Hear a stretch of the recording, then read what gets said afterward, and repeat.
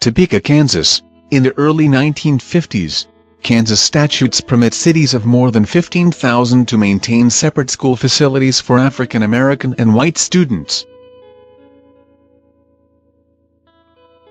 Hi, we were just sitting here in our conference room, watching a fair housing video about a landmark case called Brown vs. Topeka. I think I can speak for all of us when I say, we just don't see the relevance. So, how's the fair housing video coming?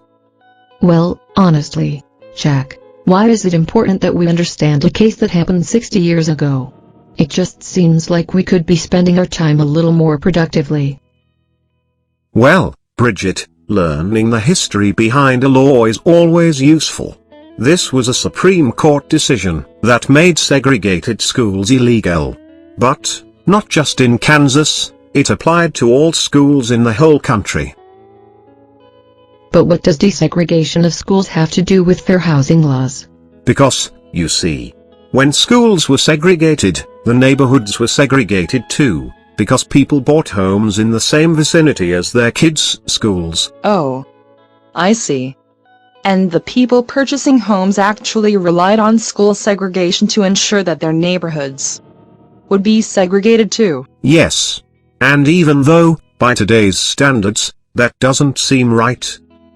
Up until the mid-60s, it was simply a foregone conclusion for a great many property buyers that if they were going to purchase real estate, they would purchase the property in a vicinity that was filled with residents of the same race and nationality as they are.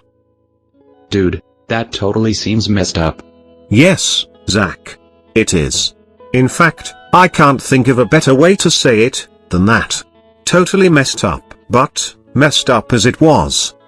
Neighborhood segregation was one of the facts. And home buyers relied on the facts when they chose the area where they purchased their home. Then, with the Brown decision, segregation was no longer a fact. Homeowners felt that the Brown decision, shall I say, infringed upon their right to decide where to buy their property based on the facts that existed at the time they made the decision. A lot of homeowners were outraged.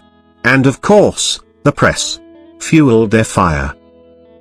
The day after the Brown ruling, newspapers in the entire country printed headlines of how the end of the homeowner's lifestyle was coming.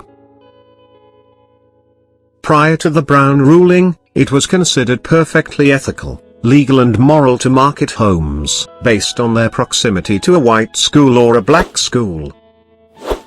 Because you see, back then, neighborhood segregation and school segregation were not considered derogatory discrimination. Segregation was legal in many states at the time, and it was an accepted practice in those states. According to the 1896 Supreme Court ruling in Plessy vs. Ferguson, the word segregation was a legal term that simply meant separate but equal. The Brown ruling successfully overturned the separate but equal ruling in Plessy vs. Ferguson, and taught us all that inequality is inherent in the word separate, and that to truly have equality in real estate, we must have desegregated neighborhoods, which requires desegregation of schools.